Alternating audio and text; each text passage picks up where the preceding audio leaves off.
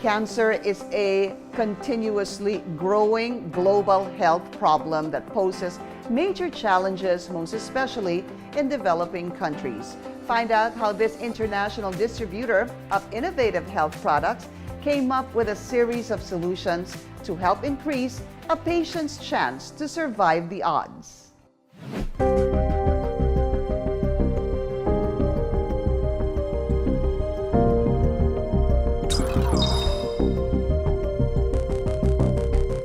In 2020, the Philippines hit a record of 354,398 prevalent cancer cases within a 5-year period. But because of poor access to health care, especially for people living below the poverty line, the advances and breakthroughs in cancer remain unattainable to many.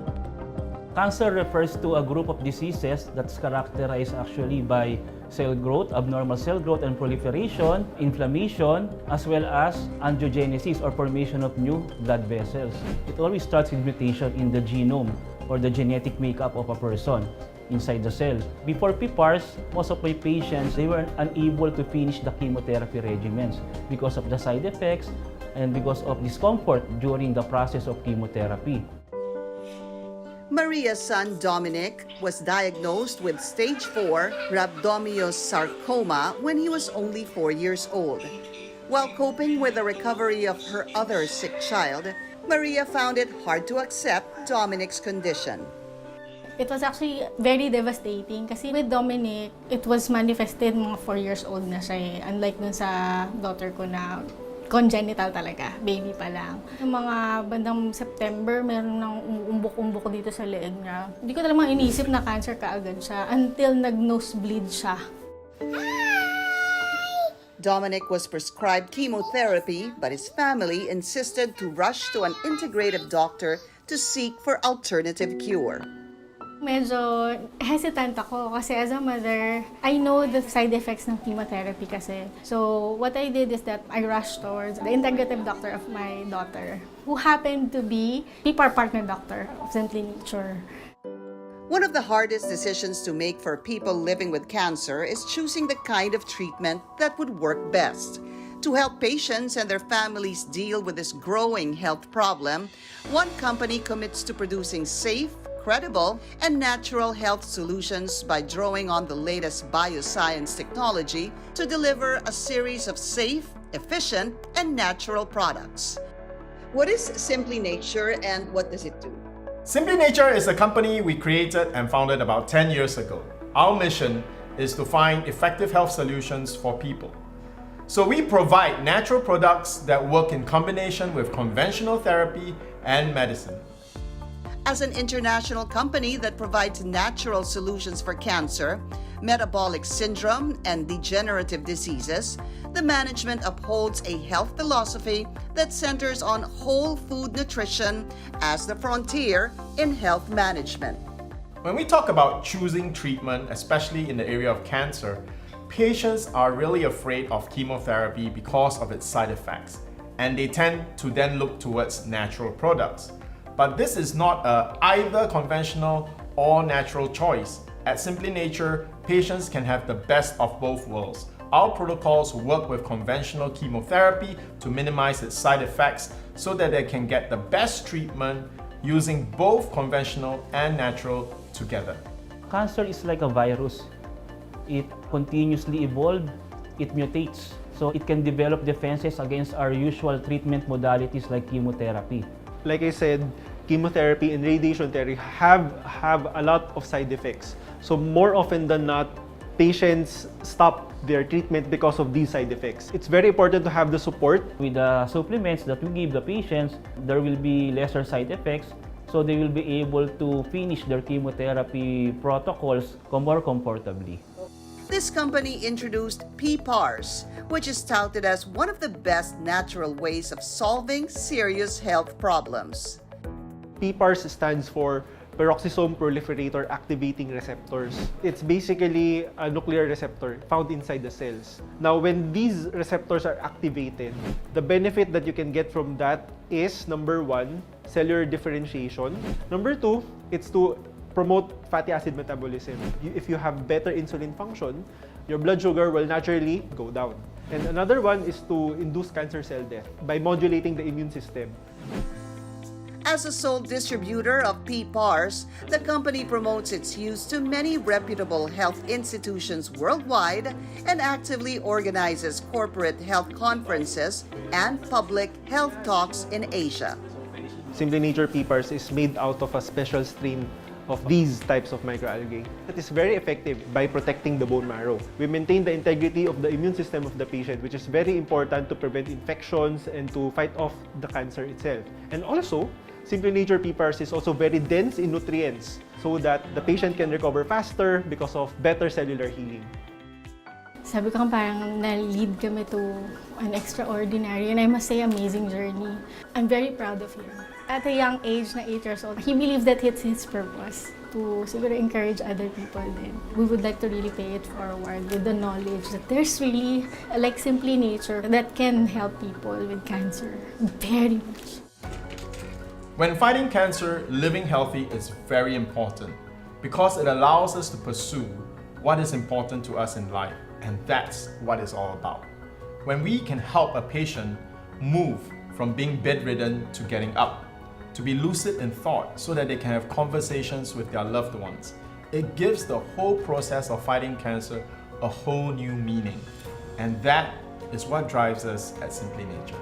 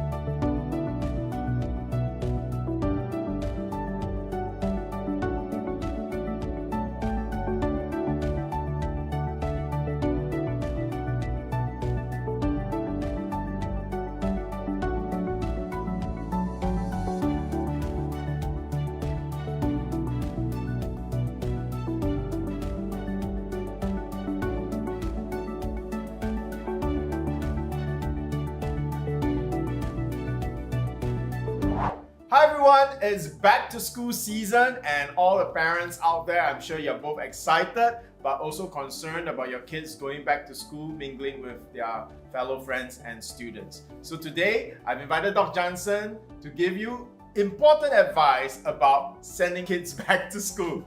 Doc, how do the parents protect their kids? Here are the things that we can do, okay? So we can do the things that we have always been doing for the past 2 years. Tell them to wear their mask and only remove them when they are eating and drinking or doing vigorous intensity exercise, okay, so that they don't suffocate. Okay, number 3 is to tell them to always wash their hands. Of course, more importantly is to get them vaccinated for flu and also for COVID-19. Okay, for COVID-19, Pfizer is the one that I would recommend.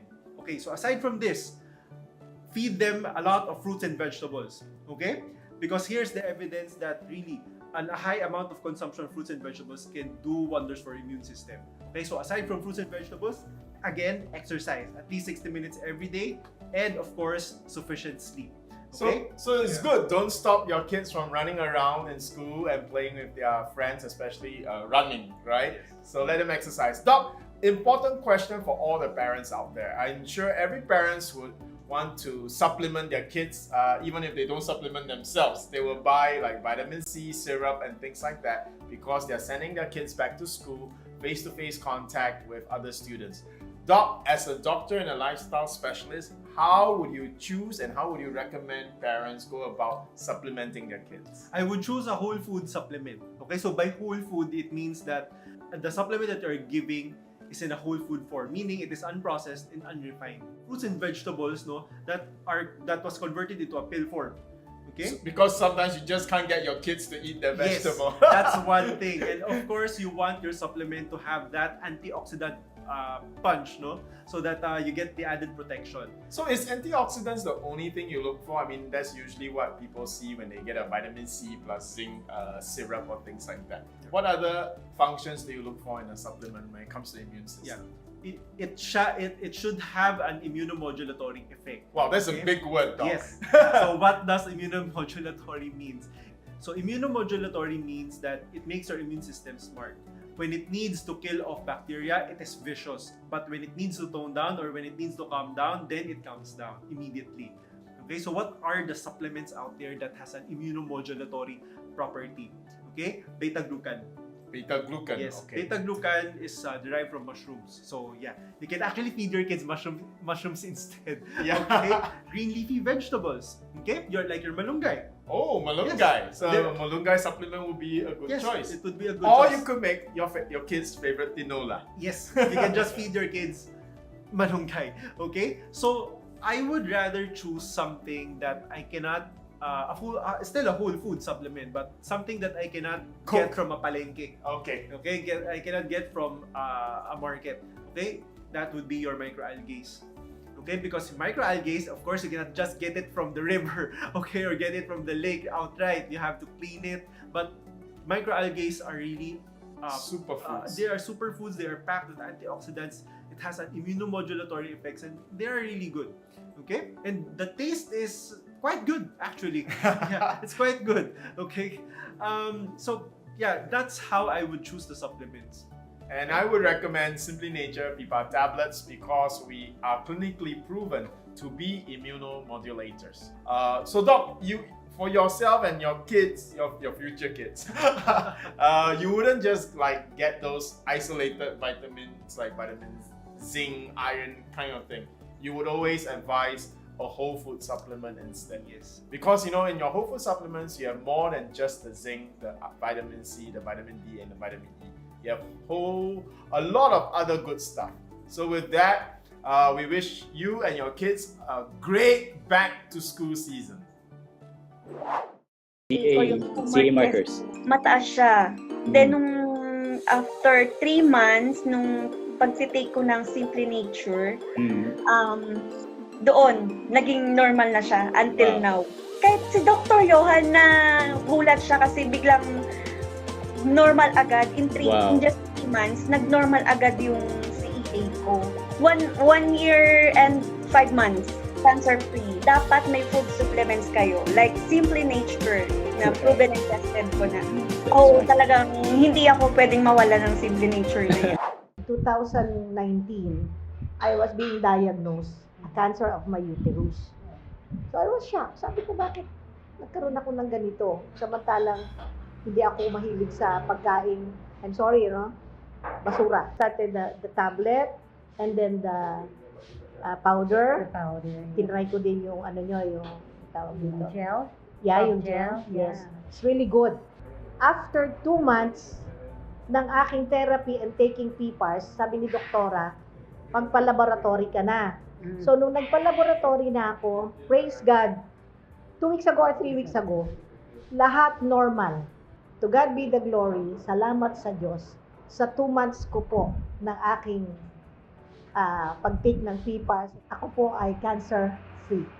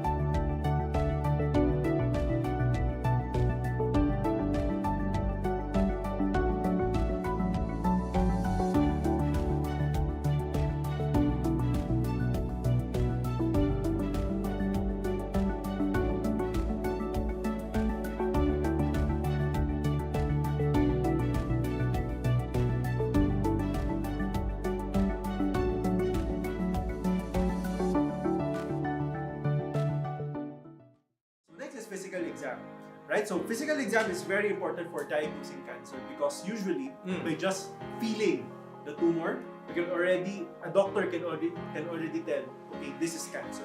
Wow, or that's good this to is know. benign. Okay. Hi everyone, welcome to another episode of Simply Healed. And today we have again our regular doctor, Dr. Jansen. Yeah, hello everyone. Hello Sean. Glad to be here again. So today we're going to be discussing all about cancer diagnosis. Okay, so knowing the different modalities on how doctors actually diagnose cancer. Okay, This is a much asked about topic.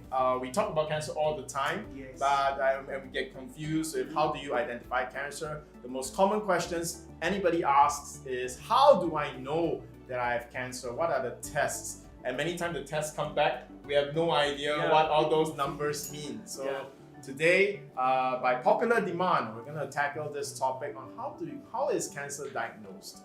Right, Okay. Doc? Yeah. So first, we don't use imaging modalities or blood works just yet. Okay. Remember, these tests are only used to confirm what we already know or the things that are going on in a doctor's mind. Okay. So first, we ask you your history. Okay. Do you have a mass? Okay. Can you palpate it? Where is it located? Okay. Doc, sorry, you're using medical terms, so I want to always make it easy. When Okay. we say mass, what do we mean by mass?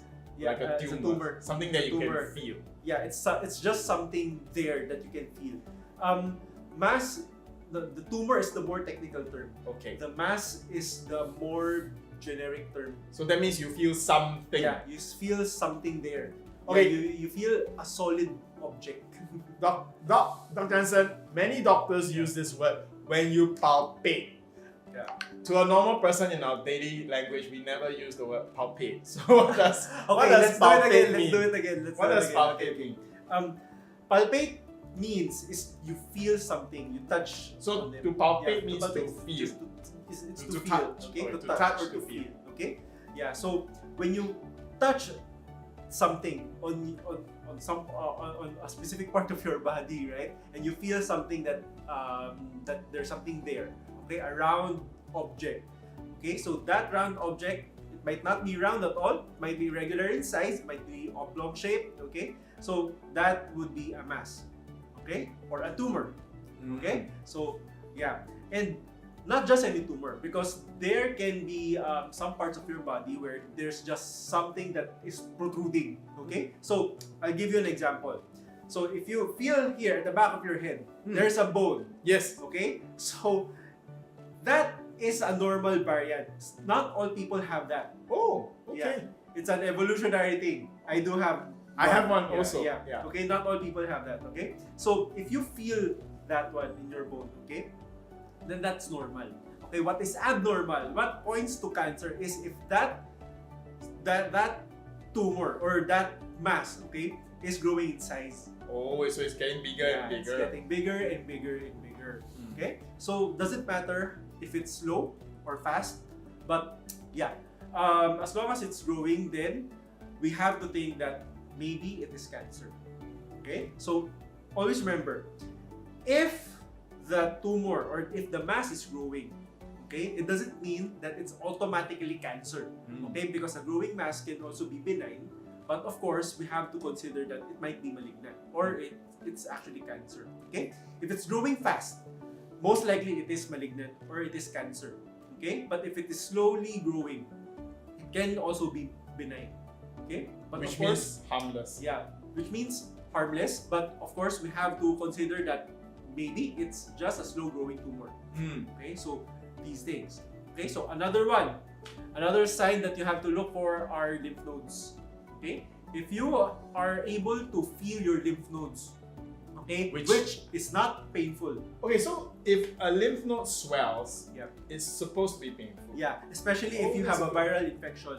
Yeah, I've always noticed, when I get sick, fever or flu, that this under my neck here, and it's painful. Yeah. So sometimes when your lymph nodes swell a lot and then you press and it's painful, maybe some of us are thinking, oh no, is that a tumor? So the right feeling for lymph nodes when they are enlarged is actually, it should be It painful. should be painful. Of course, why do lymph nodes enlarge in the first place? Okay, lymph nodes grow because your body is actually fighting an infection at that point in time.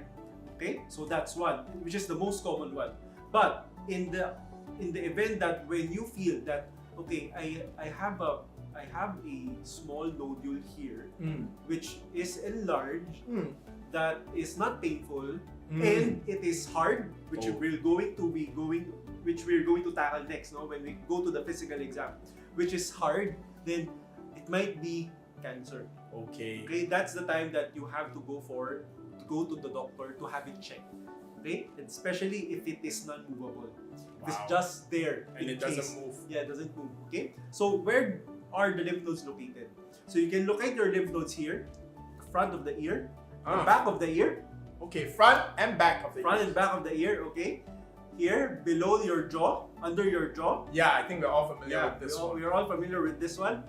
Under your chin. Oh, I didn't know there was Yeah, one here. there are lymph nodes here. Okay. Okay, and then here on the side of your neck, Okay. all the way to your shoulder. So you check your shoulder blades. Okay, everyone touch your shoulder blades. Yeah, there's some above round, that, round thing. yeah, above that is it's a depression. No, Yeah. for thin people it would be quite deep. Yeah. Okay, but for people on the heavy side, then it would be soft, fluffy. Okay, all right. So feel that area, that triangle. Then that is also where some of your lymph nodes are located. Oh wow. Next is under your arm, Okay. at the armpit area. So, okay, for breast cancer, that's very common. Then, where else? You can find it all over your abdomen. Oh, Yeah, the lymph nodes are spread all over your abdomen, but you cannot palpate them. cannot feel Yeah, them. you cannot feel them because why? It's covered with your abdominal fat. Okay, so you won't be able to feel them. Then, where are the other lymph nodes located? Here, in your chest, surrounding at the middle. Oh, okay. Yeah, beside, in the middle of your lungs, right? Your lungs are located here and here in the middle. Yeah, those are where your lymph nodes are located. Now, let's go down. In the pelvic area, okay, you can actually feel your lymph. You can actually feel your lymph nodes in between your legs. Oh Yeah, wow. the groin area. Okay, so Groin those area. are some of the locations, and then behind your knees as well. Okay, so those are the common locations of your lymph nodes. The palpable ones are, of course, the head Here. lymph nodes here. Easier to They're feel. easy to feel. Yeah, the armpits, your inguinal or the pelvic or the Area. groin lymph Groin nodes. area. Yeah, groin area lymph nodes and the lymph nodes behind your knees. Okay, so those are the palpable ones or the feelable ones. And remember, if it's bad if you don't feel pain. Okay, so if you feel pain with swollen lymph nodes, that's normally normal because you are usually going through an illness. Yeah. All right. You better have it checked, especially if you're able to feel it and But- it's hard. And it's okay? hard. Right? So next is unintentional weight loss. So you're just getting thinner and thinner and thinner, but No you're explanation. no explanation. You're eating the same amount of food. Your physical activity is the same, but you're growing thinner. But okay, unintentional weight loss can mean different things. Not Could be just cancer. diabetes. Could be diabetes. Could be hyperthyroidism. as Yes, well, yes. Right? Or you're just stressed. Yeah, just Okay, stress. it can also mean those things, no? So what's important is the unintentional weight loss should also be explained by other symptoms. Okay, so that is important. And next is the family history of cancer. There is someone in your family, your ancestors, or your ancestors, or your aunts, or your mom, grandparents, or mom, dad, no, have a cancer. Okay, so family history is also very important. Right, so that is history taking. Okay, so next is physical exam. Right, so physical exam is very important for diagnosing cancer because usually by just feeling the tumor, a doctor can already tell, okay, this is cancer Wow, or that's good this to is know. benign. Okay, so what are the characters of Cancerous of a tumor, mass. of a cancerous mass? Okay, so number one should be palpable. You can actually feel it. Okay, so that's number one. It should be hard. Okay, hard is not good. How hard is hard? Mm. Okay, everybody do this. Right? So do this. Touch your pinky and your thumb. Okay. Right? And then feel this. Oh, this. That is hard. Yes, yes. It's not totally It's hard. totally hard, but it is hard. It is Yeah. hard. Okay, it is hard. Then do this. Okay. Feel it. It's soft, right? Yeah, there's resistance. This is the normal one. Oh, this is normal, Right, so- but this is cancer. Okay, so for Wow. prostate, so how do doctors get an idea if what we are seeing is malignant? So for prostates, no, especially for men, when you do this is what a normal prostate feels like. Okay. Okay. If you do this is most likely prostate cancer, Oh. right? Especially if it is quite enlarged. So now we all know what the doctor is trying to feel for. Okay, so this can also be said the same thing with breasts. Okay, so I've actually already done physical exams to women, a lot of women who have had breast cancer, and most of the time, no, when they have a tumor and which looks like cancer, this is how it feels. Okay, Okay, remember. it's quite hard. Remember this feeling. Okay, so that is hard. Next is the size, no, or the shape. So we have an irregularly shaped tumor. So usually, tumors are what? Masses are what? Round. Round or Okay. oval? Or mostly round? Mostly round. Okay. A little bit leaning on the oval, Mm. but that what we know to be malignant for sure is if it is shaped irregularly.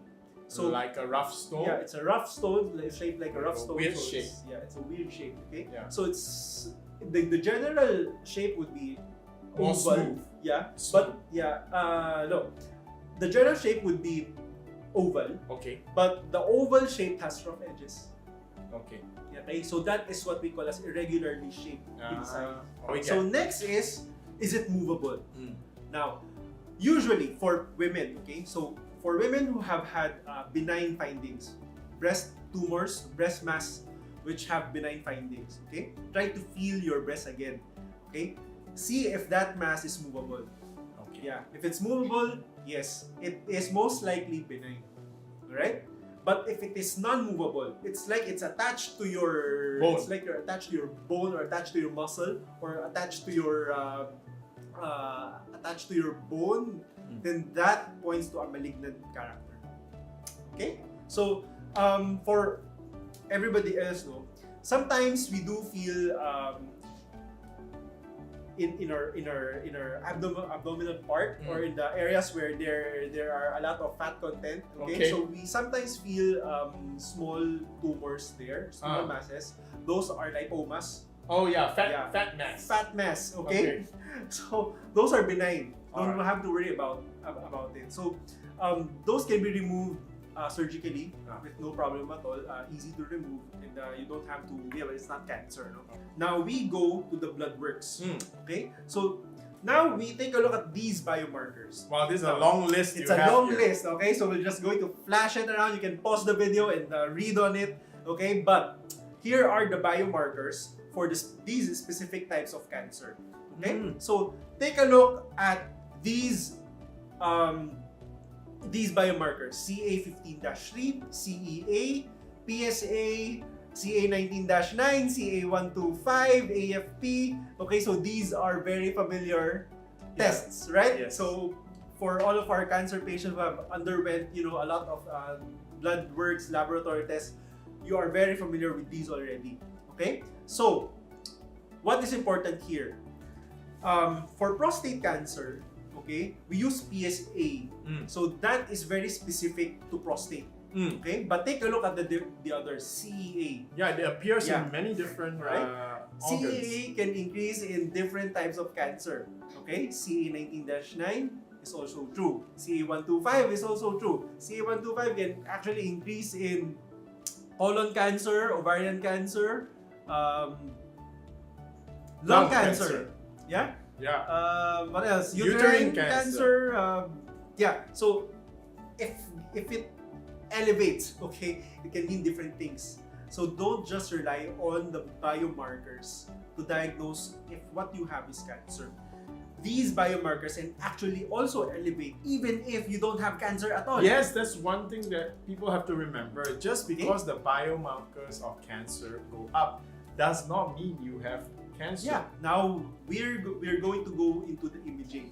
This is where we get the confirmatory test that hey, what you have is cancer, because okay, we are actually looking at it now. All right, so there are different types of imaging modalities that we have. Okay, you have your X-ray, CT scan, ultrasound, MRI, PET scan. So when do we use these imaging modalities? Okay, so I arranged the whole body, the human body, into segments. Okay, and then I actually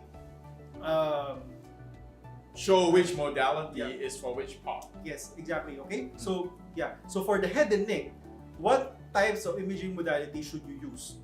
Okay, so remember, we are looking at the skull here. Okay, so the imaging machine should actually be able to penetrate inside their skull. Okay, so the imaging of choice here would be CT scan, MRI, and ultrasound for your neck, specifically for your thyroid.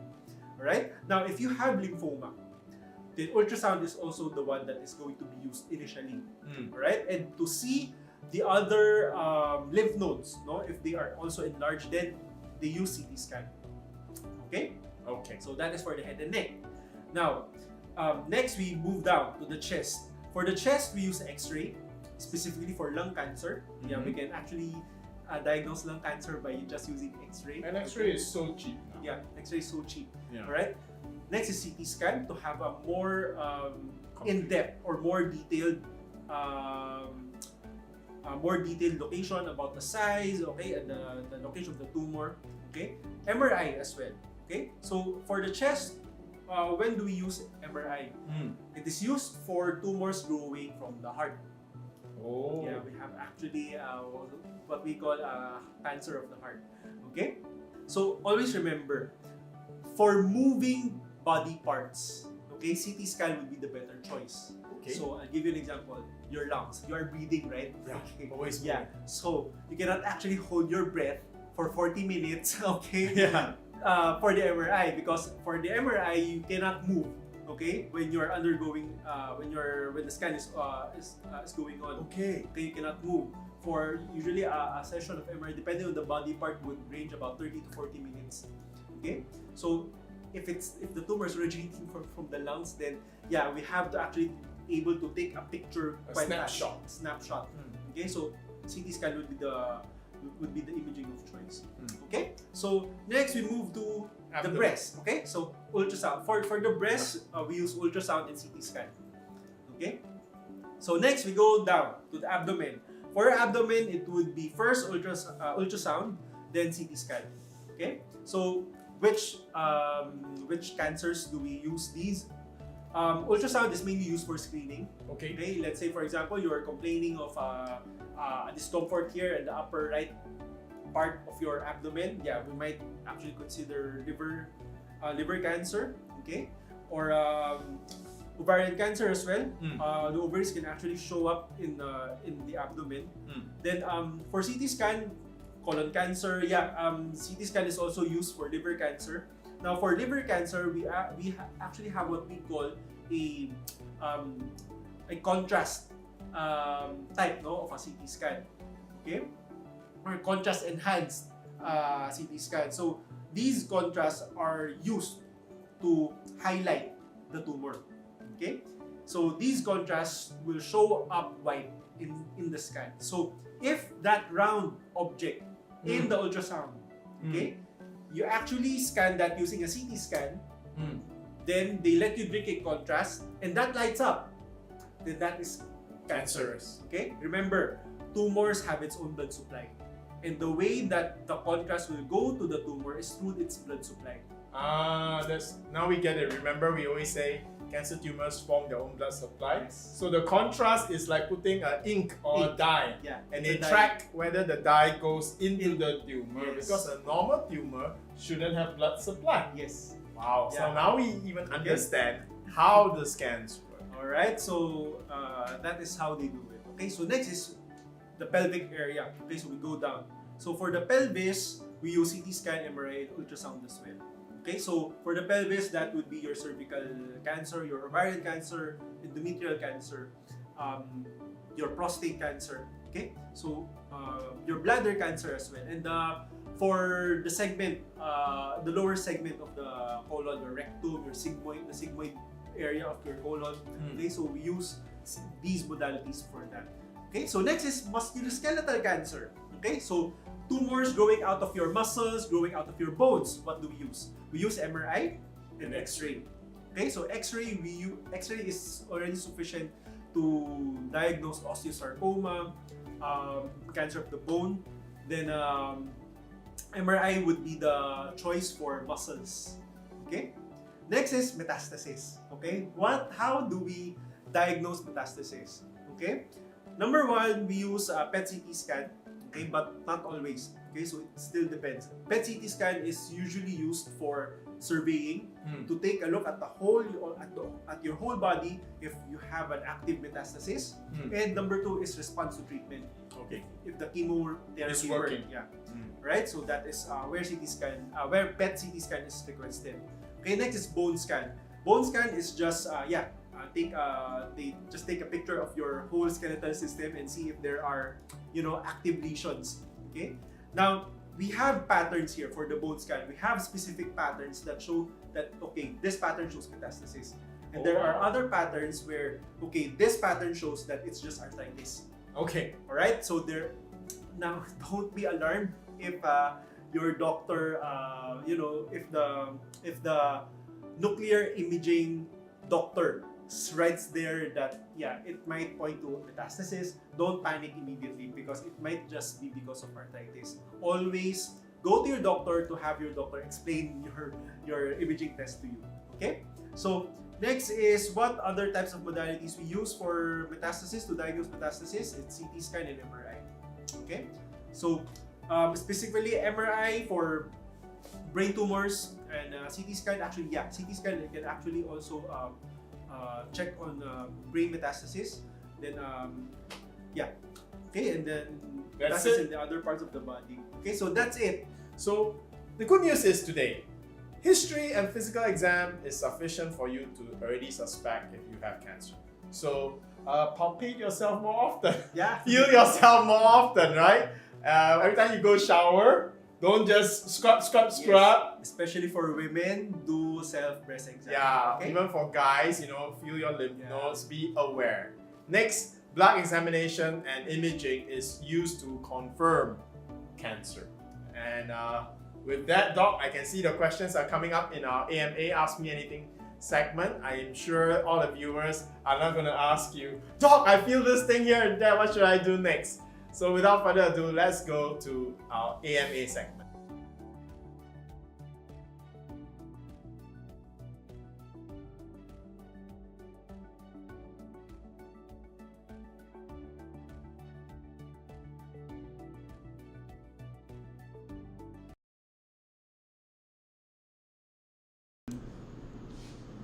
Good evening, everybody. Good evening, everyone. You are watching another episode of Simply a webinar brought to you by Simply Nature. Tonight's topic is about cancer diagnosis, knowing all the modalities. I am very sure that you have learned a lot from our two gentlemen who discussed our topic for today. So, without further ado, I'd like to call these two handsome gentlemen to answer all the questions. Should you have any questions, please type in the comment section. Okay, so let us now call them. First off, with our PFAS expert from Singapore and the CEO of Simply Nature, Mr. Sean Lim, and of course, our lifestyle medicine doctor, Dr. Jansen Calalan. Good evening, Sir Sean, and good evening, Doc Jansen. Good evening, Sheila. Hello Sheila, hello everyone. Yeah, so good to see everybody again. Thank you for joining us so faithfully every Thursday. I believe today's topic is useful and informative. So if you have any more questions, please do. I myself recently went for complete blood works. Ah, wow. Yeah, complete blood works because my blood pressure was a little high and I couldn't figure out. I take PPAR tablets. Why should it be high? So I was talking to Doc Jansen and he said, okay, let me prescribe you. Then he prescribed me everything from I think from creatine to SGPT, everything, right? So I went for all the tests and I found out that I was perfectly healthy. Everything is fine. So I took the diagnostics I showed to Dr. Jansen. I also showed it to my acupuncturist. All right, and both of them looked at me and said the same thing. Stress. So my high blood pressure is because of Sheila. Hallelujah. Because of the staff and of the work. And that's why yesterday in the VIP program, we had a Simply Nature VIP program. And thank you, Doc Jansen, for supporting us during that program. I shared that I started to do Qigong, right?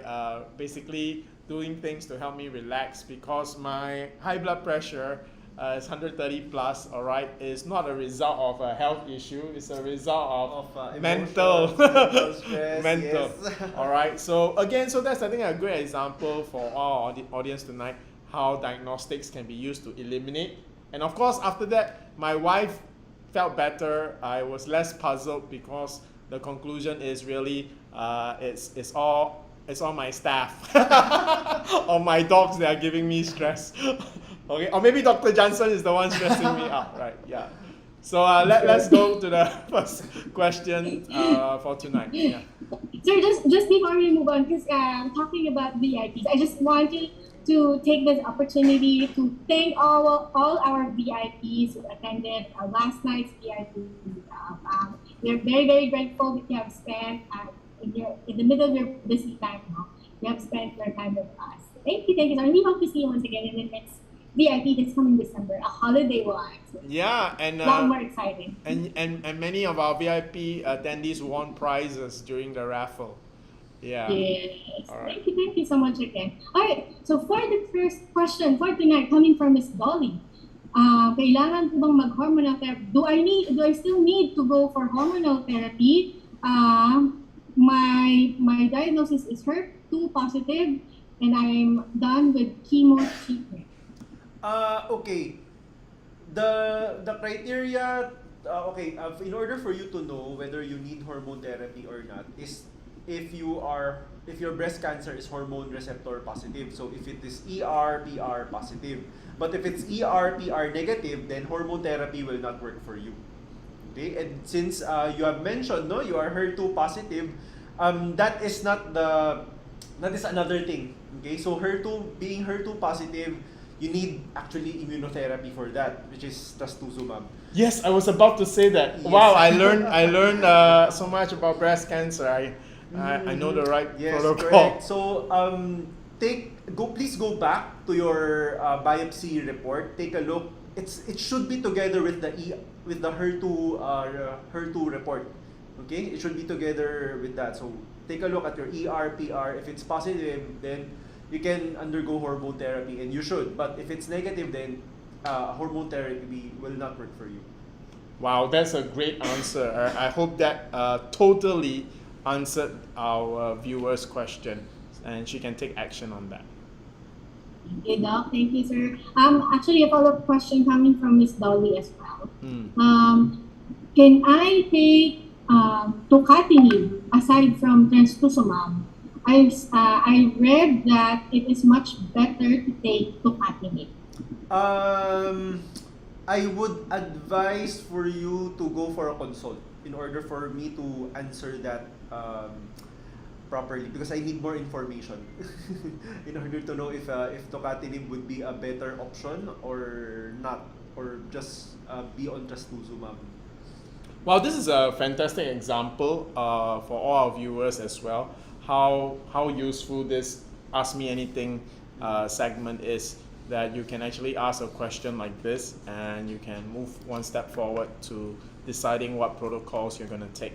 Because I think many viewers have done their own research after they leave their oncologist clinic and then they don't know whether to go back to the onco to ask that simple question or not. So it's really great. Thank you for that question. It makes me and Doc Jansen feel that this program is really helpful for many cancer patients. So go for a consult with Doc Jansen and prepare all your diagnostics, your reports. I think his healthcare specialist, Beth, will probably ask you for that, so that during the consult, Doc can advise you properly. And of course, in between then, you can do more research and ask more questions during the consult. Yeah. Thank you, sir. Thank you. All right, another question coming from Elisa Angelo. What is the difference between powder, liquid, soft gel, to tablet for, Okay, I'll take for this. self-food? Okay, this one I'll take it. Okay, the difference between the tablet, the powder, the soft gel, and the liquid is the level of concentration. Now, the best way to understand this is, let's use the example of a car. All right, example of a car. The tablet is the petrol that you pump in the car. Okay, the soft gel is the special engine oil. All right, the powder is high grade engine oil. The pipa liquid is like the ignition key. Okay, so what I'm saying is this: you always need petrol for your car to actually travel, right? If you have no gas in your tank, your car cannot travel. However, even with a full tank, if you did not switch on your engine, the car is not on, it's not going to run. Okay, so that's how the different products actually work. If you're a cancer patient, right, the first thing you want to do is make sure your pathways that control immune response, inflammation regulation, all these things are switched on, right? It needs to be switched on. Okay, just like we talked about epigenetics in a few episodes ago, your genes have to be switched on and off so that you will be healthy, that your immune systems, your organs will be working properly. Okay, so, but the tablet is the fuel. After you switch on the pathways, in order for these pathways to work, you might need this vitamin, that mineral, that phytonutrient, carbohydrates, protein. You need all that to work. But first, you have to switch on your pathways. And that is what is so important, why cancer patients all have to go for extracts. If you're a cancer patient, having the petrol is not enough. You really got to make sure your engine oil is good, that the ignition key is turned on, that your car is started, right? If your car is not started, you can put all the petrol and it won't make a difference. Okay, now the difference between powder, soft gel, and liquid is just which one is the most powerful switching on effect. The most powerful switching on effect will be the liquid, and then next the powder, then next the soft gel. So usually for chemotherapy support, we usually start with soft gel unless you are stage 4, or if you want the best result will always be the liquid. All right, the best result will always be the liquid.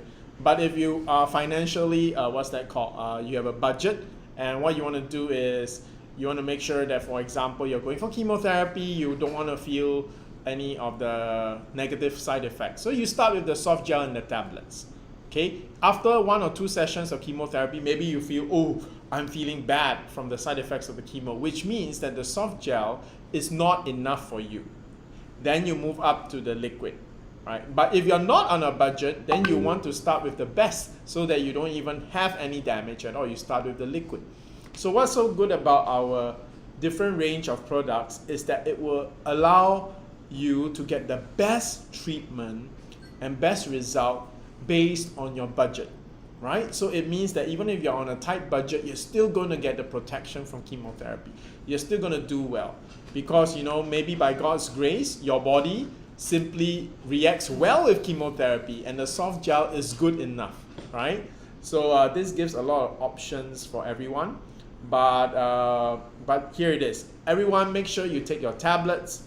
Even if you're taking extracts, you have to take your tablets. And the tablets are great for after all your cancer treatment, because this is the thing that keeps the engine running. So after you use liquid extract, powder extract, your car is switched on, the motor oil is running. All you need is make sure you keep the gas tank full, right? So that the engine continues to run. So the tablet is actually a very important part of the protocol. It's the basic foundation. I love the analogy. I hope it helps, easy to understand. It is. Thank you, Sir Han. All right, another question. Coming from Miss Lisa. I was diagnosed breast cancer stage 3. What other medicine I take in pain? I take Celecoxib 200 milligrams.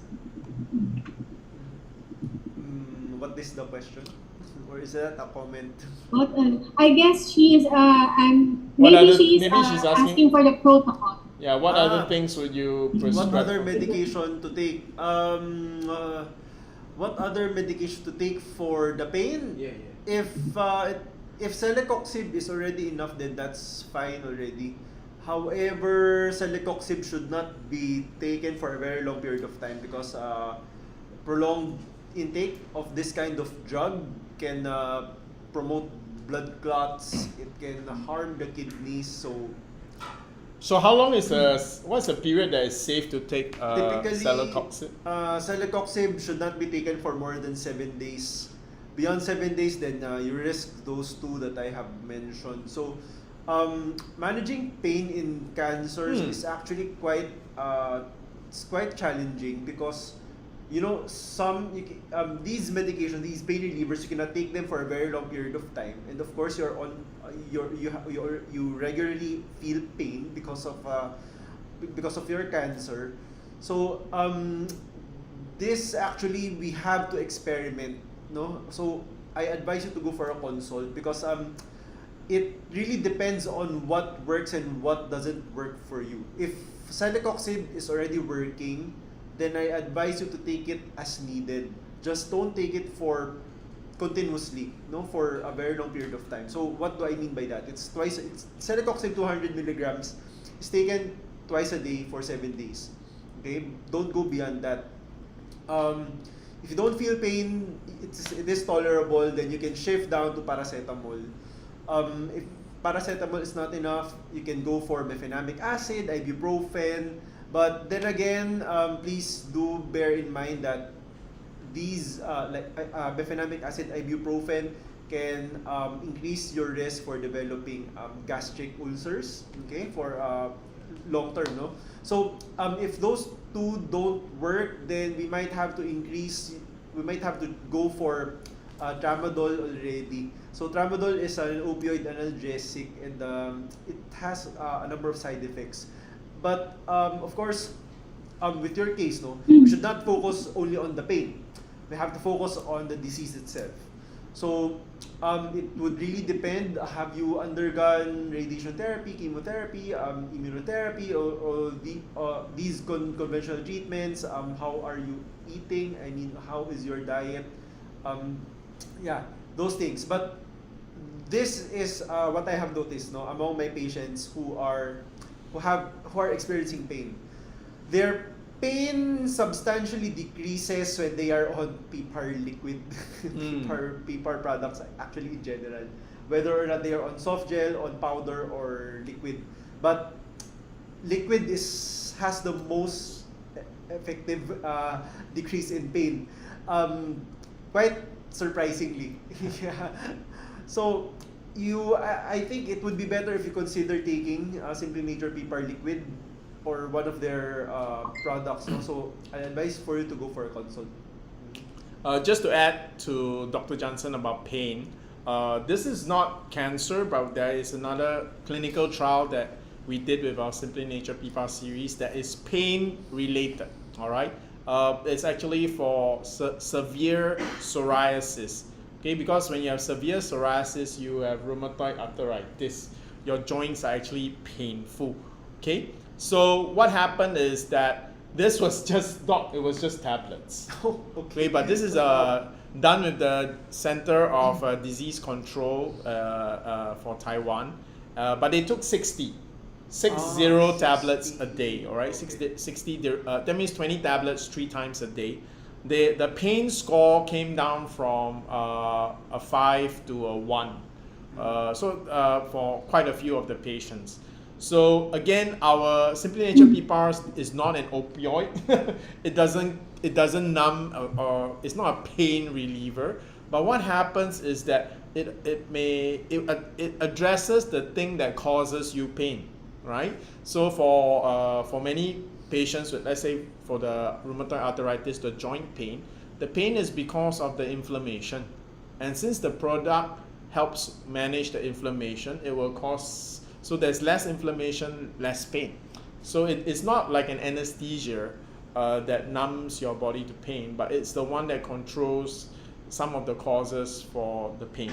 So when you are undergoing cancer treatment, so some of your pain and discomfort really comes from some organs not working properly, buildup of toxins and makes inflammation and other byproducts, chemical reactions in your body, right? And that contributes to pain. And because pain can be a very sophisticated, it's really per patient.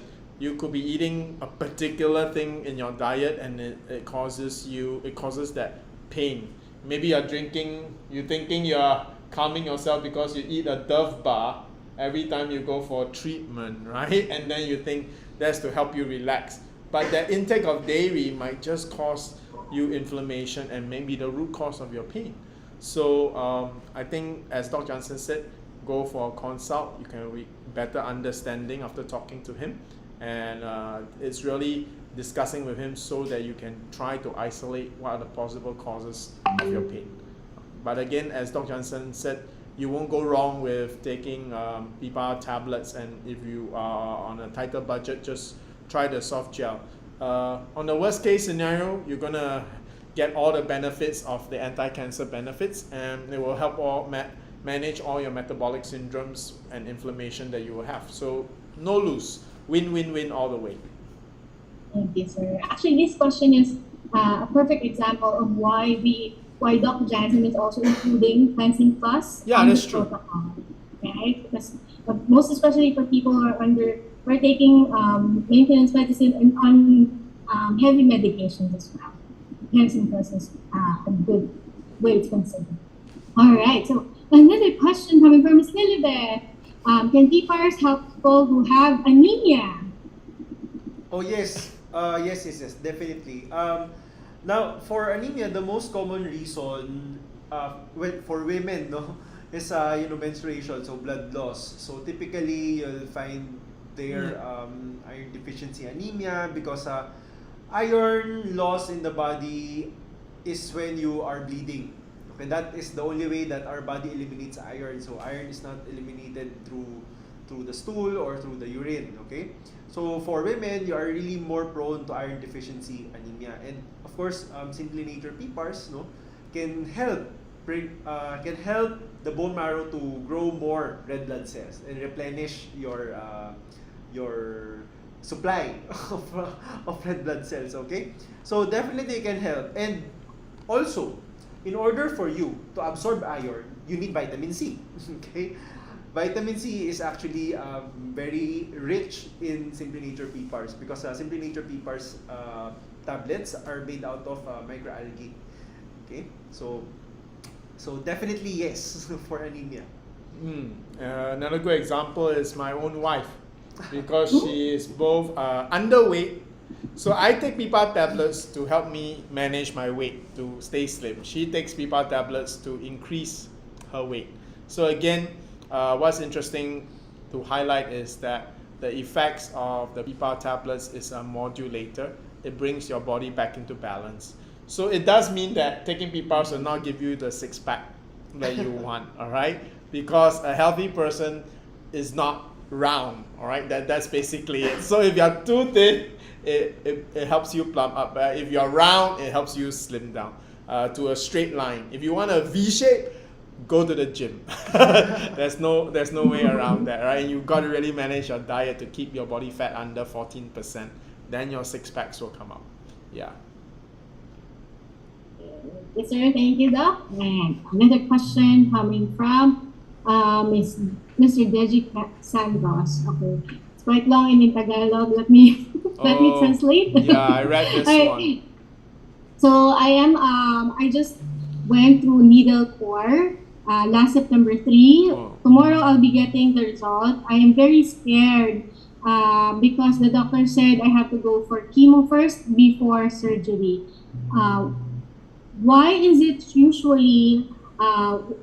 always the usual case wherein after chemo, patients usually lose weight, get weaker, and eventually die, just like my friend? Usually it's because of the wrong dieting. Wrong dieting wrong food that they are eating. Yeah, so sometimes we eat foods that, instead of helping our body, it actually brings more harm. It actually promotes cancer growth. So, in a way, even though you are undergoing chemotherapy, of course your healthy cells die, your cancer cells die. But if you are not allowing, you are eating something that is harming your body, so healthy cells will not be able to recuperate much faster or recover much faster.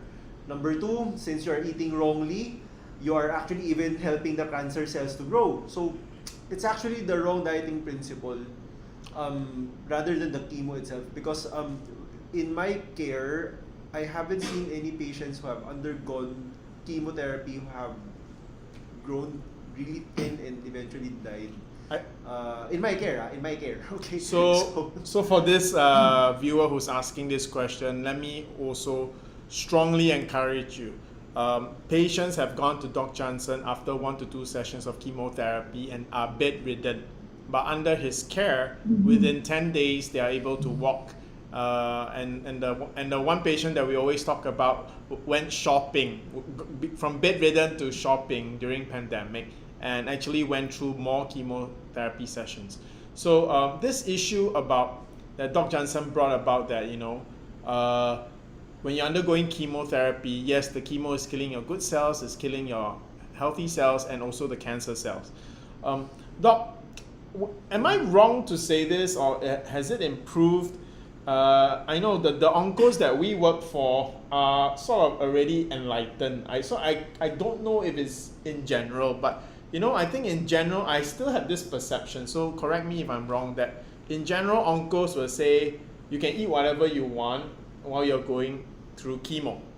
Just don't anyhow take some crazy supplements.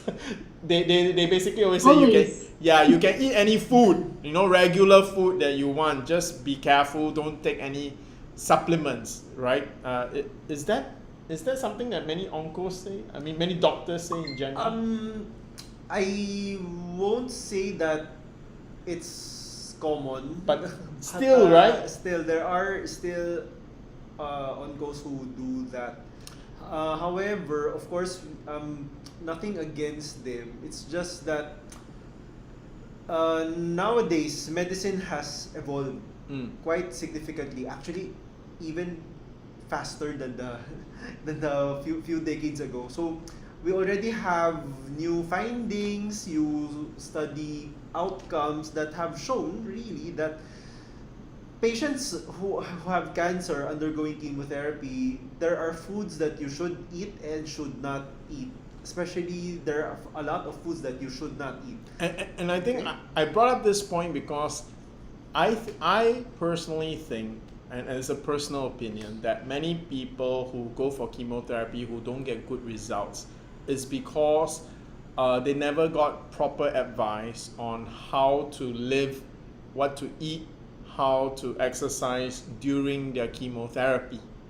That's because primarily many people, when they go for chemotherapy, it's an expensive protocol, so they try to save money, so they usually only see their onco, right? Because every specialist that you see, Meron adds to the hospital bill, right? So, and because of that, oncos in general, they are not nutritionists, they are not physical rehabilitation doctors. So in the area of using food and lifestyle, they are not experts in that area. So normally their advice would be something that is common sense. Okay, just eat what you normally eat. All right, don't take any new supplements because we don't know how that will interact with your chemotherapy. So to be fair to the onco, that's just good advice, right? It's just common general knowledge advice. However, since we are on this program, we are with Doc Jansen as an expert in this area, he will straight away ask you a question, right? If you eat normally the normal foods that you used to eat, do you not realize it's the food that you used to eat over the years that gave you cancer? So if you are a cancer patient, most likely your diet is not good because that's how you got cancer in the first place. So if you're going for chemotherapy and you're eating normally as you have for the last 10 years, that same diet helped you get cancer. So during chemotherapy, that same diet will probably cause you to react poorly to chemotherapy. And I think that's how many people do badly during chemotherapy. So back to the viewer, Santos, is that go for a consult with Doc Jansen, all right? Patients who go for chemotherapy with Doc Jansen's coaching and with Simply Nature PIPA protocols, you don't have to be afraid. You really, really don't have to be afraid, okay? Sheila joined Simply Nature because her son went, Dominic went for how many chemo and radiation therapy in total? 30 plus. That's a combination of inpatient and outpatient, the push. 13? 13? 30. Oh, More than 30. Okay. So to the viewers, Miss or Mr. Santos, okay, it's Filipino, so I don't know whether that's a male or female name. Okay, I apologize. Okay, to our viewer Santos, Dominic was only 4 years old, went for 30 plus radiation and chemotherapy, and he's absolutely fine. So he was under the care.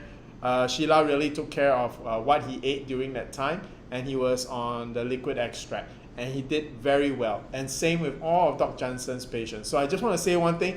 Don't be afraid of going through chemo, because we are able to help you manage through it. You will do well. Okay? Don't avoid chemo, because chemo with Dr. Jansen's protocol and Simply Nature PPARs is one of the best weapons you can have in fighting cancer.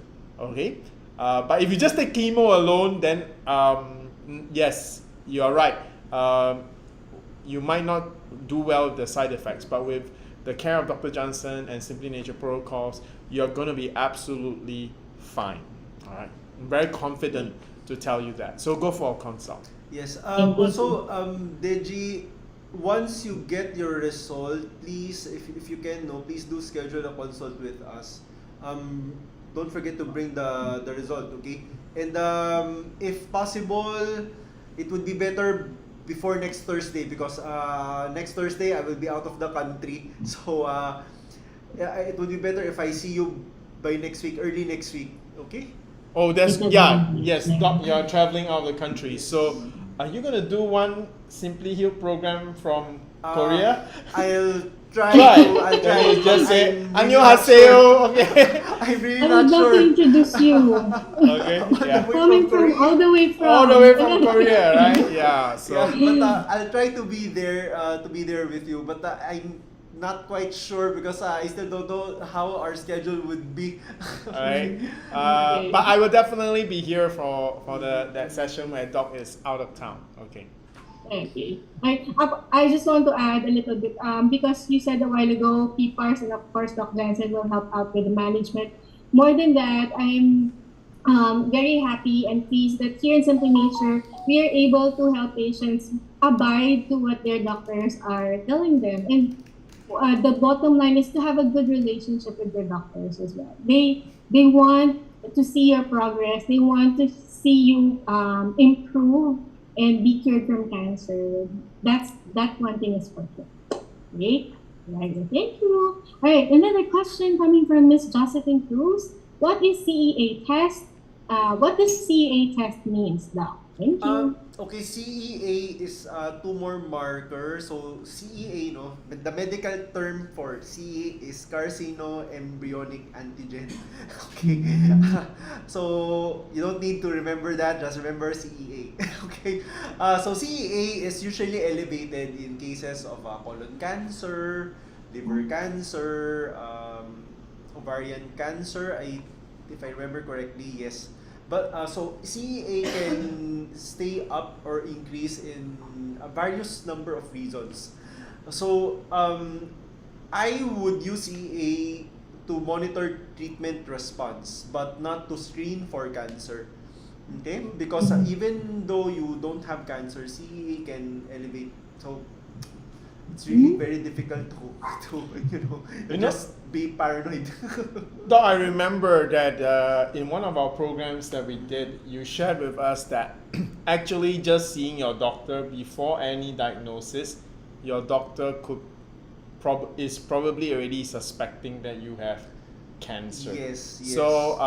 So on the reverse side, it is not the diagnostics that will tell you that you have cancer, because as Doc says, for example, CEA could be high for many reasons. But usually your doctor would already suspect cancer and then use the CEA levels as a confirmation that you do have cancer. Okay, so if you're doing a test for other reasons and then suddenly you went online, Google, and said, oh my God, CEA could mean that I have cancer, don't scare yourself, all right? However, biopsy will be the sure way to find out whether your cell, that tumor cell, is malignant or benign. Thank you. Doc, I'm just very curious. The CEA, how is it done? Is it via blood? It's just blood. Just a blood test? It's just a blood test. So yeah, but please take note. CEA should be used to know treatment response. So if, of course, we have to get you CEA as a baseline. Then so if it's elevated, let's say for example probably at the range of 50 or something, or a few hundreds, then once you undergo treatment, once you have undergone surgery, tumor was already removed, you undergo chemotherapy, then that should go down, okay, as expected. Okay, but if it stays elevated, then your doctor would have to investigate further why is it still up. Okay, so yeah, that's how I would approach CEA. So I noticed Ms. Josephine asked Josephine asked the CEA question, right? Yes. She also asked, what are the lab results showing that somebody has lung cancer? Chest X-ray. Chest X-rays. Bronchoscopy. So bronchoscopy is a scope camera that they insert down your throat to see the inside of your lung. Okay, so if they see a tumor there growing, then that would be cancer. Chest X-ray, CT scan can be used to diagnose lung cancer. Biopsy, of course. Biopsy is the definitive diagnostic procedure to be done, no? To know if you have lung cancer or not. Then what else? Yes, those are the things that you need to do. Doc, when viewers ask these questions about what lab results show cancer, I can't help but be reminded I was speaking to someone from media, and she covers a lot of these medical programs, and she was just sharing that actually there's a very high percentage of misdiagnosed cancer cases. So that means these patients don't have cancer, but they were told that they have cancer. So it makes me also think, because once you think you have cancer, it's nerve-wracking. You can't sleep. Your immune system will go down because you're full of worry, and you might actually get COVID and other things. And in the past, I used to think that if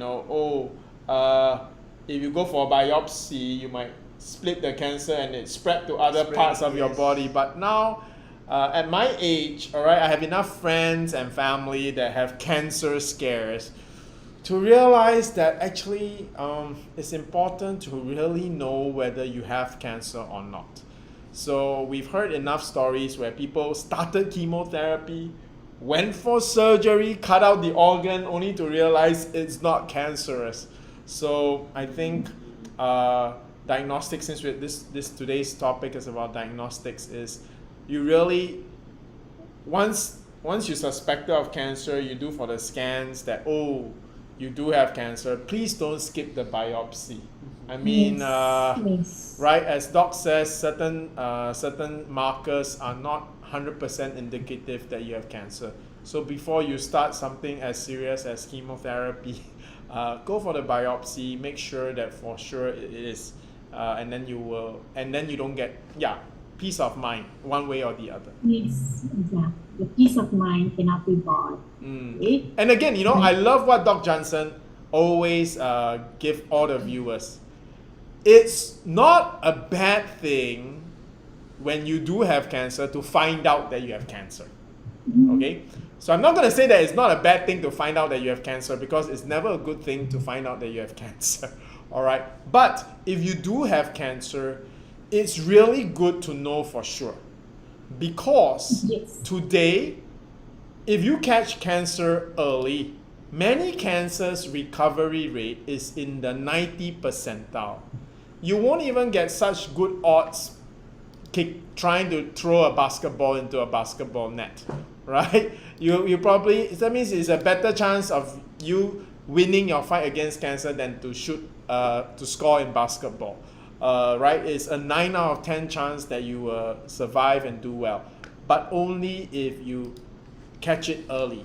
So if you suspect that you have cancer, and if you really do, it's good news to confirm it early, because the treatments are effective. You don't have to be sleepless and think that it's a death sentence. It's not. It's a very serious disease. Your life is on the line, but your chances of winning is very good if you identify it early and clearly. Thank you, sir. That was very encouraging, and it's a really good point. Having a lot of our patients, or a lot of patients out there, they already have the scan, but they are scared to go further, go for biopsy, to know exactly. Yeah, it's good to know exactly, because here it is. If there's no cure, you wouldn't want to know, right? But here is the thing that we keep saying on our program. There are many, many effective treatments, right, that will give you a very good chance, a 7 in 10 chance, an 8 in 10 chance. For many breast cancer types that Doc Jansen says, 100% chance that you can recover, but provided you're not stage 4. Okay, so it's good to know early, it's good to know for sure, so that you will take the proper treatment and you will get well. Yes. Okay, thank you, Sir Sean. All right, another question coming from Miss Mary Ibanez. Is it true, Doc, that sweets or sugar are the foods of cancer cells? Yes, and it's also sweets. No, if you're talking about foods like candies, biscuits, junk foods, like your chips, potato chips, sweetened beverages like your juices, sodas. Yes, because these food items are really quite high in sugar. Now, of course, when you drink those or eat those, then you will absorb all the sugar on those drinks immediately into your bloodstream. So once that happens, your insulin increases significantly. And of course, if your insulin increases significantly, very high, then that can be one of the factors that can stimulate cancer growth, no? And also, of course, cancer cells consume glucose as well, or your sugar.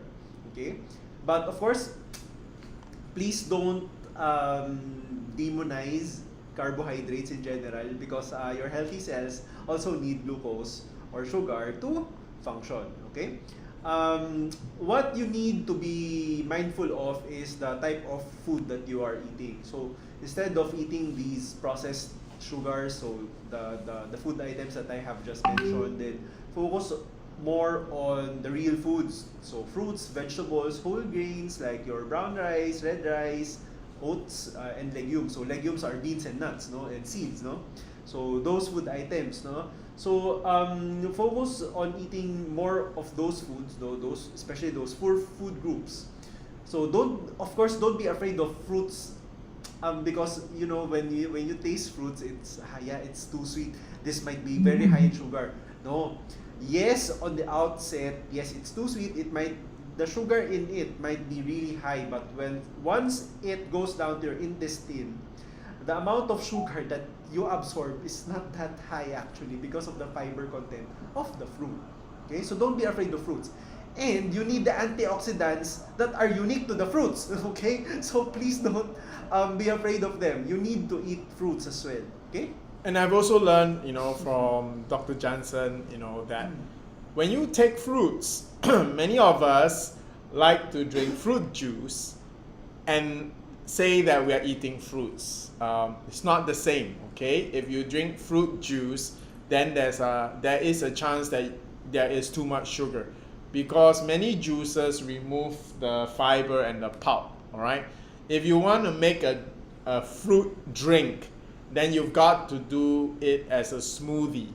a blender. You know, in a blender, the difference between a juicer and a blender is, in the blender, nothing is removed, right? You mix the whole thing. If you put an orange in, all the white fiber part of the orange is blended together, right? Yes. But if you use a juicer, all the white stuff of the orange is removed. You only get the pure juice, and all these fiber is left behind.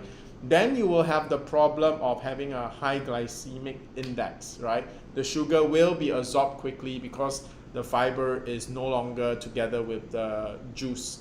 So when Doc Jansen advises you to take fruits, he really means to eat fruits, right? Not drink orange juice, especially like, you know, those from the carton. No, that will be a lot of sugar, okay? So eat the fruits for antioxidants, for energy, for fiber, which is also very helpful for other reasons, especially for cancer. Right? So just please take note. And yes, we say eat fruits is good, but that does not mean you should eat 5 apples, okay? So everything in a certain moderation, right? But it is important to take fruits. Because Dr. Jansen, I've actually heard of some health practitioners that advise patients not to eat fruits if they have cancer.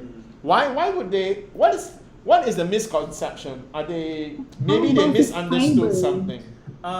It's actually, the misconception is what the viewer already meant by asking that question. So, in the, should I say the olden days? Yeah, okay, in the olden days. The olden days. Okay. Should I say Singapore, that? we have a saying, you know, in the olden days when policemen wore shorts. Yeah, because that's my grandfather's times. Police uniforms are shorts, not pants. Okay, so we have this concept in medicine called the Warburg effect. So the Warburg effect tells us that the body's metabolism shifts to the cancer cells because the cancer cells have a higher metabolism than the normal cells. So why is it so? Because cancer cells are multiplying unheeded, no? They are not regulated. They are just multiplying and multiplying and multiplying. No one's controlling them. Okay, so the rate of metabolism there is quite high. So meaning they need a lot of fuel. Okay, so and what is the basic fuel of cells? It's sugar. It's glucose. Your blood glucose. Okay, so by having a higher metabolic rate, by consuming more fuel, the energy supply of the body shifts towards the cancer cells. That's why a lot of medical practitioners advise you to remove sugar, which is actually right in this principle. And actually, I agree. Okay, but that is not enough. Okay, because of course, how will your body function properly if you don't have sugar anymore? I mean, your brain functions mainly on glucose. You have low blood sugar, what will happen? You'll faint. Okay. Yeah, correct. So if you faint, then you die first before your cancer kills you. Okay, you get what I mean? So that principle should not be followed blinding. Yeah, I was about to say blindly. Blindly, okay? So you should incorporate other factors. What is the factor behind why is it so? Yeah. And they found out that more than the sugar, it's actually something else that fuels the growth of the cancer, which is insulin. Okay, how did they found out? It's because those who are injecting insulin, diabetic patients who are injecting insulin, they have a higher risk of developing cancer than those who are diabetic who are not injecting insulin. Okay, so both diabetics, one group are injecting insulin, another group not injecting insulin. The other group who are injecting insulin, higher risk of developing cancer. Okay, so that's how they found out. And actually, when they reviewed the biochemical processes inside the body, it's true actually. And that's why, right, Doc? Eating fruits is the safer way of eating any sugar yeah. because of the fiber. And Yes. the fiber prevents your body from having an insulin spike. Yes. and it's insulin that feeds cancer. So there we go. Right? So yes, eat fruits, don't drink fruit juice. Okay? If you want to drink fruit juice, then do a smoothie, right? And don't put like 5 apples, okay? Just 1 apple, 2 apples, all right? Yeah. Don't go overboard. Another bonus tip for you, no? If you are cancer patients who can only eat or rather drink liquid soft foods, you're on liquid diet, please don't drink them all in one go, all at once, very fast, okay? So you should sip it very slowly, okay? So imagine you are eating the same meal, no? So that's true. Yes. How long do you take to eat an apple? 5 minutes. Yes, 5 minutes. How long does it take to drink apple juice? 5 seconds. 5 seconds. So how long should you drink that glass of smoothie? It should be the same amount of time that if it's in the whole form. Yeah. That's the that same makes time sense, Doc. You don't want to shock your system with 5 apples in 10 seconds, all in one go. Of course, you're gonna get that spike and all the negative. Enjoy your drink. Okay. So that's good. I actually thought it's just applicable for people on feeding tube and pens. Now I know it's applicable for everybody to drink it slowly. And honestly, now that I think about it, the next time I drink my smoothie, I'll take my time because it's true. You know, 2 bananas and 2 apples, gulp in 10 seconds. No wonder I'll get a spike. Is that your phone, Doc? Yeah, it's my phone. Okay. Someone's calling me, so I'll be. Doc will be back. Okay. Next question. I just want to read a comment coming from Miss Elisa Anglo. I am learning so much. Thank you so much. Oh, you're welcome. You're welcome. That's why we have this segment. Yes. All right. I actually have, sir, this is a perfect question now because Sir Arnold is asking, does his wife who has cancer stage 4, non-small lung cancer, is on PPARs now. What can PPARs do to her? That's his question. Wow, okay. I'm so glad. So it's a non-small cell, right?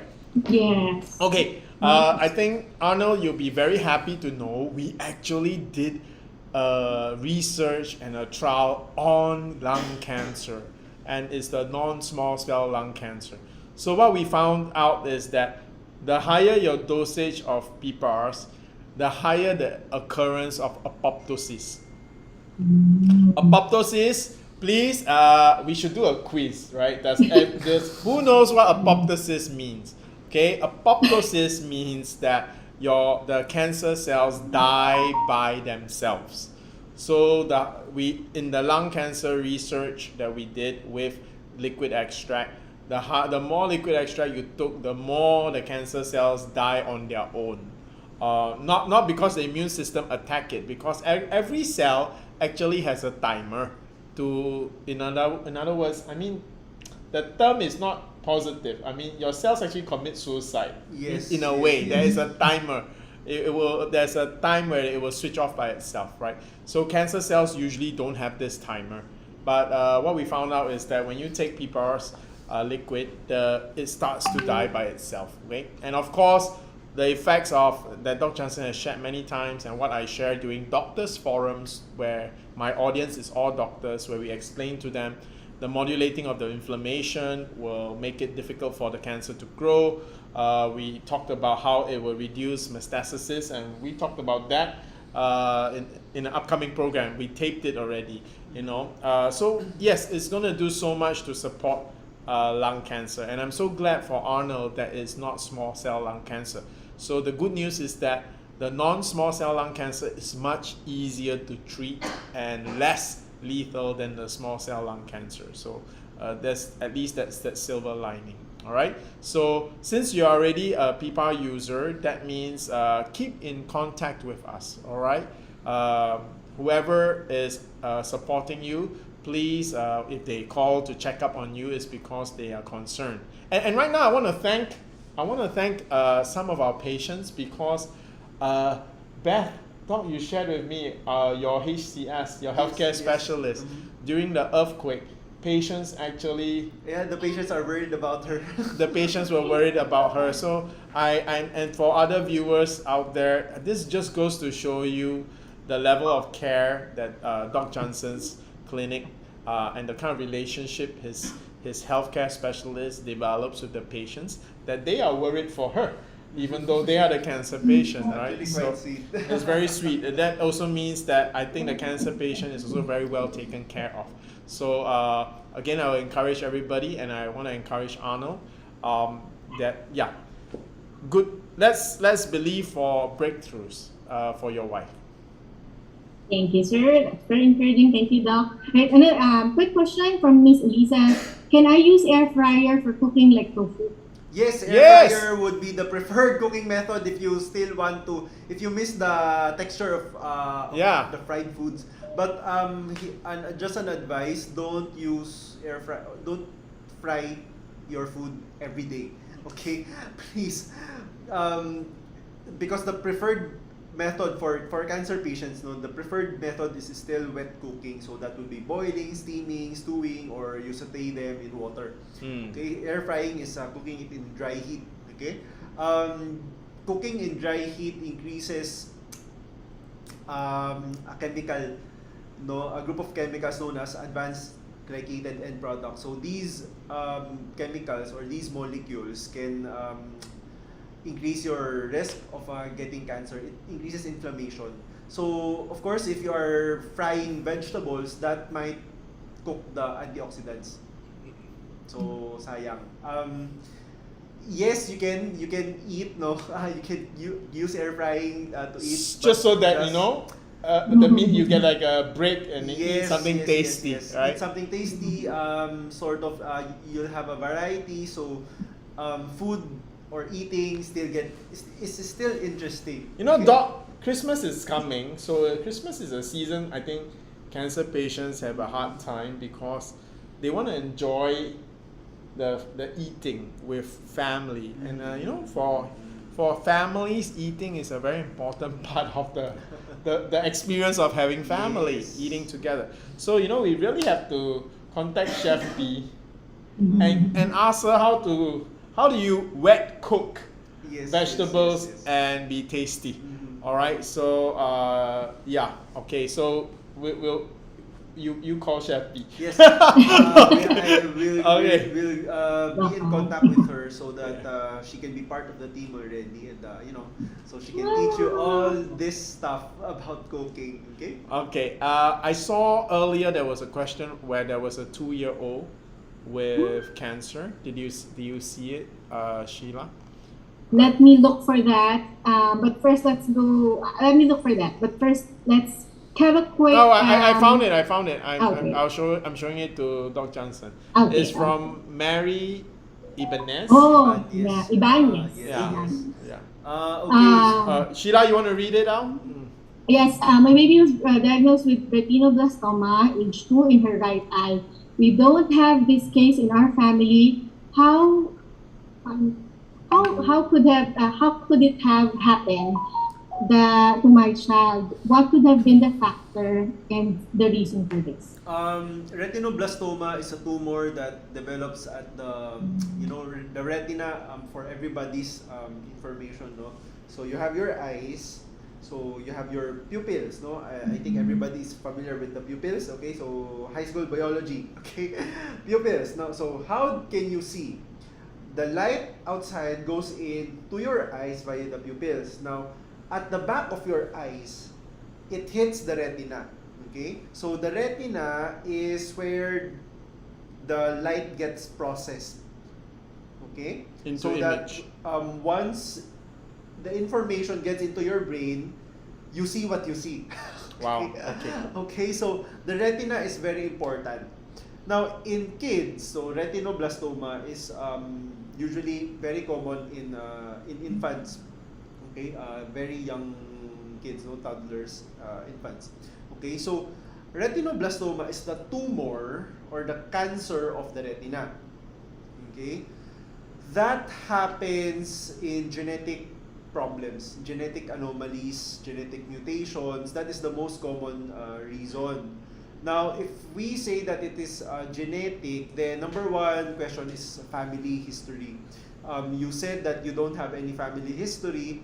But that could skip generations, Yes, right? it can skip generations, so probably somewhere in your ancestors, one have developed this disease, or you and your husband might have half of the mutation. That would be the simplest. The simplest Also, it's like a explanation. jigsaw that her husband has the Have. propensity and Yes, she has, and the when they came propensity. together, Then it happened. So that is one explanation why your kid had this, no.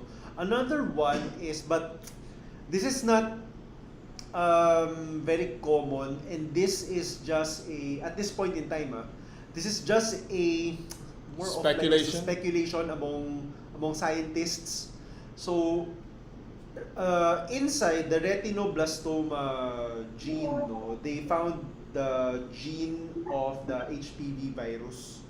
Oh, Human papilloma virus. that's for cervical cancer. Yes, that is the virus that causes cervical cancer, that causes warts.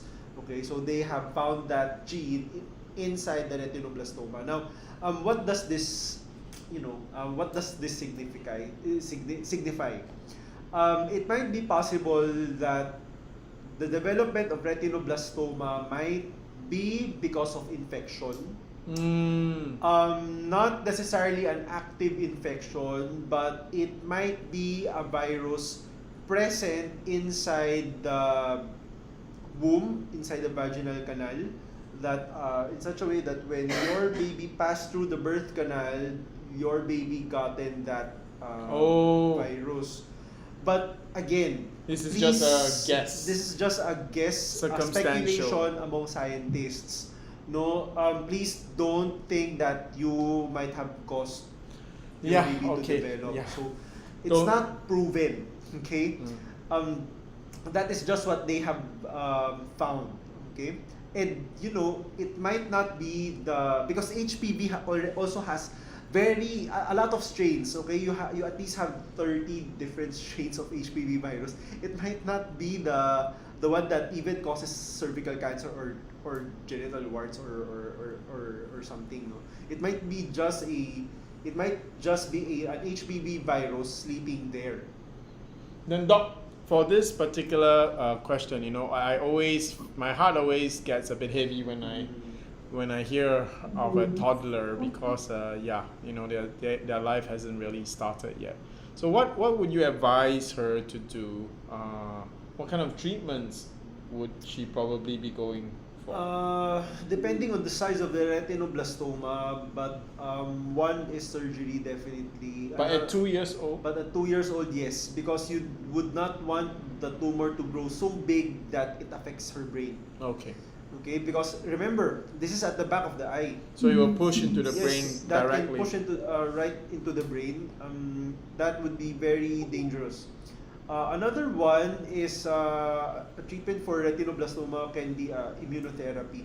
Okay. So those are some of the possible treatments, but even with immunotherapy,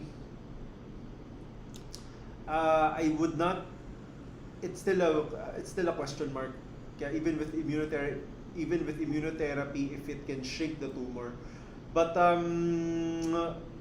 would the vision return as it was, or will the kid's vision develop properly? Probably not. Doc, when you say immunotherapy, I straight away think of your patient, baby GN. Baby GN is, how old was she when she was? She was For a 1-year-old. Toddler. Yes. Okay. I initially saw her when she was 36 weeks old. Wow. But baby Gian has hepatoblastoma. Yeah. So it's a tumor inside the liver. What- Liver tumor. Was she using liquid or powder or?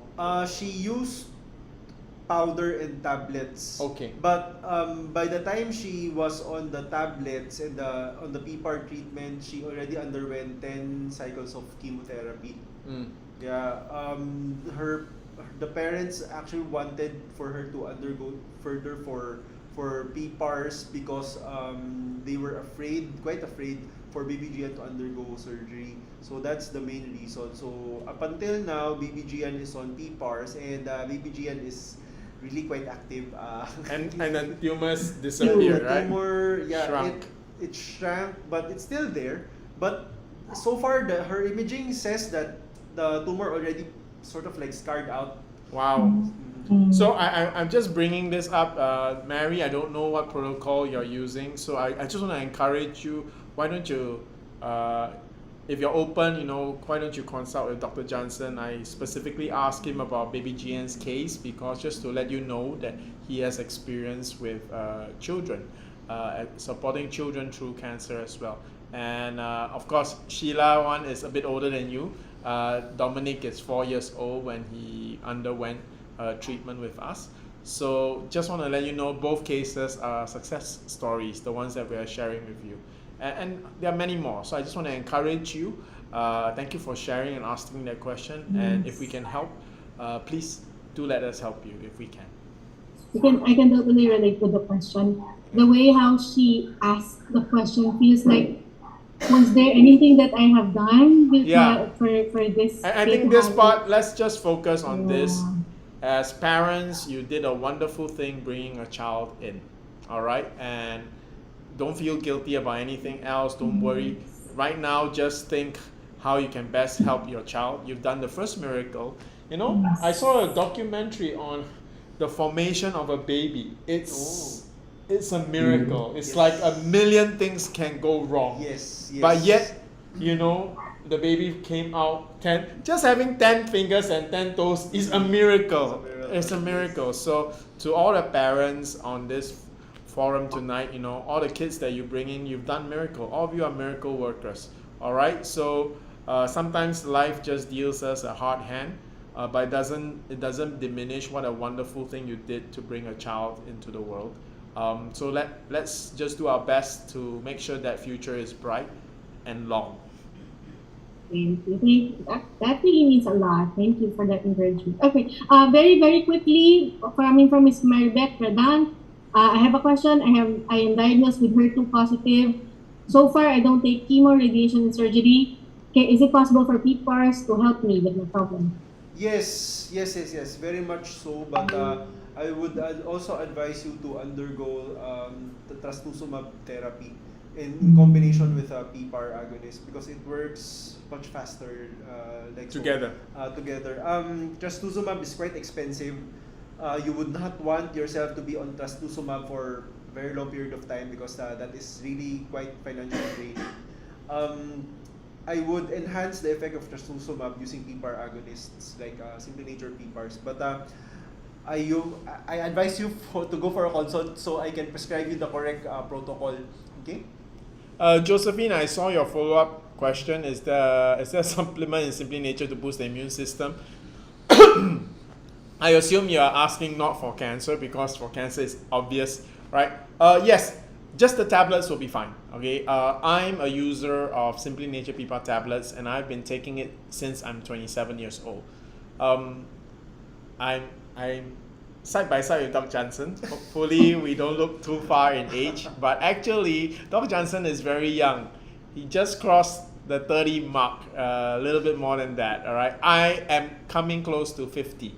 I am 48 years old in a few days' time. I just realized I'll be turning 48 years old. So I've been taking Simply Nature PPAR tablets for the last 21 years. Faithfully every day, about 20 micro tablets a day. Okay, so yes, it helps with the immune system, but there's another encouraging side effect, which is anti-aging. Okay, if you take a look at my wife, she's 46. If you ever saw Jaslyn, same. You should take a look at my sister also. Yeah, because my family eats without paying me. They just take the PPAR tablets without paying me. But but you can see all of us have this wonderful pink complexion, and we have the anti-aging effect, and we don't have metabolic syndrome. So that's why I'm taking it. So yes, great for your immune system. Boost your immune system so that you don't get sick and look young. It's 9, but let's just answer maybe 2, just 2. Okay, go. Okay, all right. Very quickly, coming from Miss Leia, is betadine best for wounds in the breast? Come again. Say again. Is betadine best for wounds in the breast? Oh, Ah, cleaning wounds. cleaning the wound. Yeah. Like those cancer Yes. Okay, this is how you use or how you choose, no? If the wound is wet, if it has pus, use the hydrogen peroxide to dry up the wound. Oh, that's good learning for everybody. Okay. Hydrogen peroxide for wet wounds. Okay. If the wound is dry, it has scabs, then betadine would be okay. Okay. However, don't just use betadine. Always put on top of it mupirocin. Okay, mupirocin is an antibiotic ointment. Oh. Okay, so that would, of course, betadine, it can dry up and it can attach to the gauze that you put on top. Then when of the you dressing. tear out Yes, your if skin. you tear out, yes. So don't forget to put an additional protection.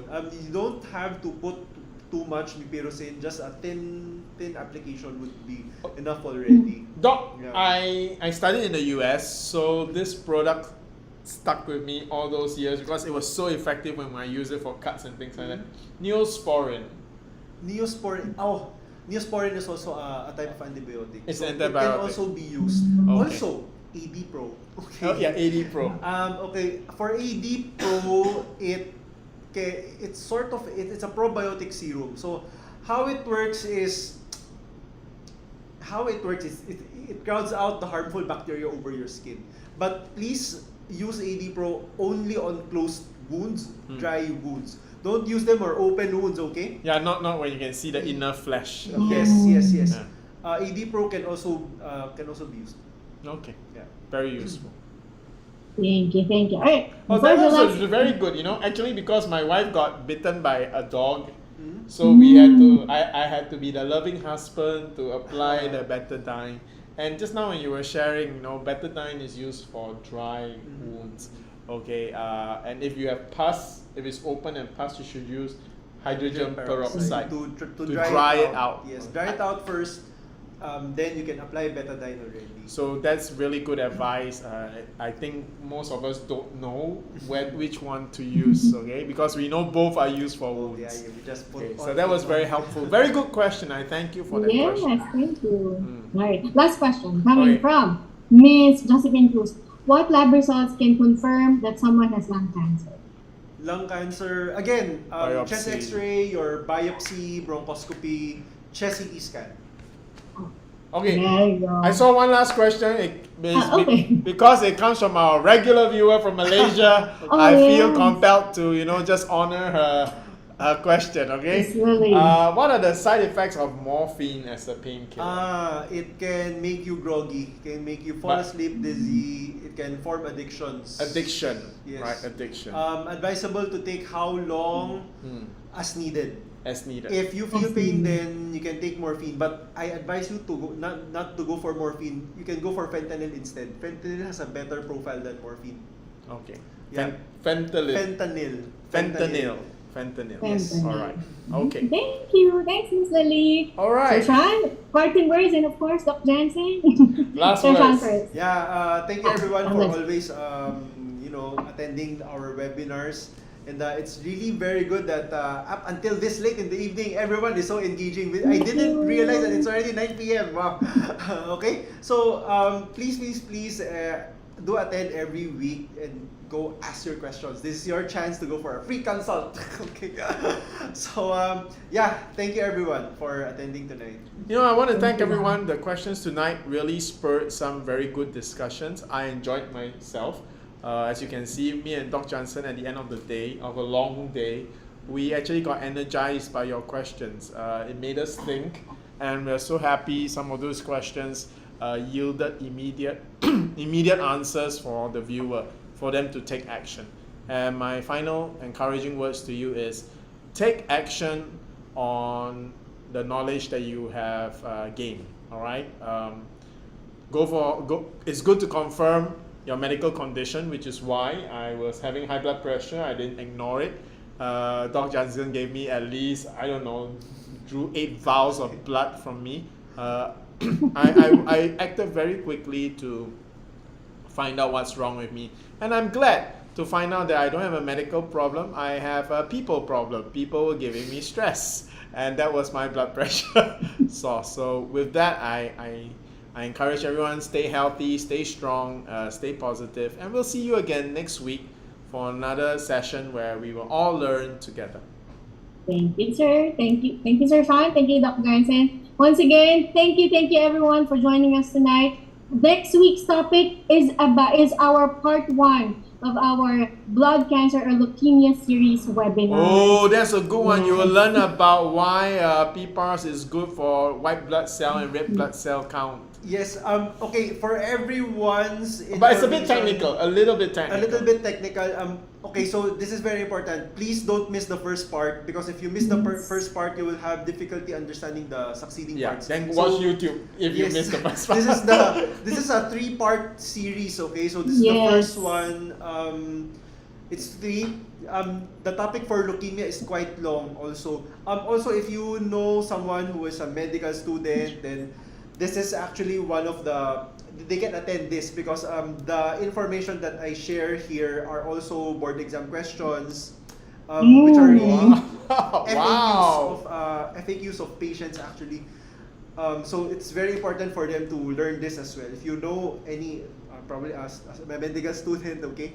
So yeah, but nevertheless, please do attend, especially the first part, because if you miss the first part, you might have difficulty understanding the succeeding ones. Okay. Yes. If you know anybody who are suffering from leukemia, please do share our page, Simply Nature International, to them. And of course, I invite also everyone to please don't forget to like and follow us here in Facebook, Instagram, and also on our YouTube channel, where you can see our past webinars, our testimonials, and also our product information. Also, just to plug it a little bit, today is September 15. It's say hooray to payday. To a healthy payday. Yeah. Yay, payday! Payday. And it's really good that, you could keep yourself and of course your whole family intact and at its best health always. Most especially now that masks are just now optional. So make sure to keep your immune system always boosted. Okay, of course, for our whole family. Once again, thank you so much for joining us tonight, and we hope to see you once again, because here at Simply Nature, your curiosity for your health problems and of course your victories over cancer and other health battles is what keeps us going here. So here in Simply Nature, we are always with you from start to healing. Thank you everyone, good night, and God bless you all.